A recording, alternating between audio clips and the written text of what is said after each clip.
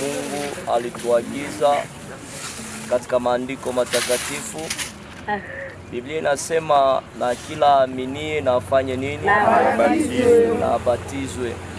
Nikisema tunakuwa na moyo wa shukrani kwa Mungu kwa kazi kubwa ambayo aliifanya muda wa siku 21 ya mkutano wetu ambao tulikuwa nao kanisani, na ikiwa leo Mungu ametufanyikisha kupata wapendwa hawa watatu ambao wamekubali kujipatanisha na Mungu, wamekubali kumpokea Kristo kuwa Bwana na Mwokozi wao. Hii ndiyo matunda ya Injili. Hii ndiyo matunda ya mkutano ambao tulikuwa nao wa 21 jours, na kama saa hizi tuko hapa ni kwa ajili ya kuweka mkazo na kukamilisha ile agizo ambayo Biblia inaweka juu ya wote wanaompokea Kristo, wote wanaoamini. Bwana Yesu asifiwe sana. Ndio maana tumesindikiza hao wapendwa hapa kuja kukamilisha imani yao mbele za Mungu.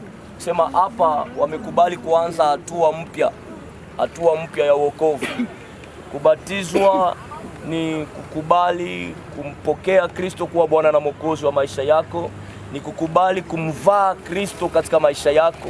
Sema ule utu wa kale unakubali kuuacha na unakubali kuvaa utu upya ambao ni mwenendo utakaofanana na Kristo, ambao ni masemi, ni tabia ambazo zitakuwa hazifanani tena dunia, lakini utakuwa umefanana na Kristo. Bwana Yesu asifiwe.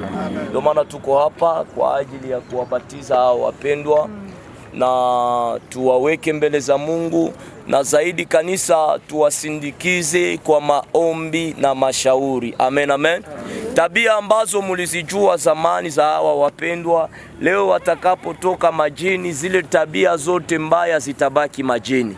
Zile tabia zote mbaya, kama ulimjua ni muongo, ulimjua ni mwizi, ulimjua kwa tabia yoyote ile, elewa kwamba leo amekubali kuacha yote na kuambatana na Kristo. Bwana Yesu asifiwe.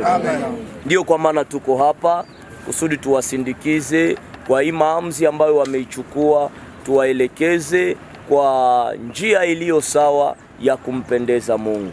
Amen, amen.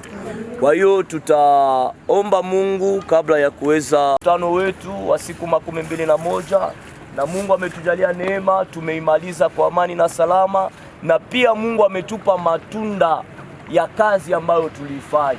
Ndio hao wapendwa ambao tutawabatiza hapa. Ningetaka kwamba kila mmoja aweze kushukuru Mungu kwa nguvu. Mwambie Baba asante, maana unasema mbingu kuna furaha mtu mmoja akifanya nini? Akiokoka. Hawa ni zaidi ya mmoja ambao wamekubali leo kumwamini Yesu. Ndio maana wewe ambaye umeokoka tayari, uwe na jambo la kumwambia Mungu asante kwa hii kazi ambayo umeifanya.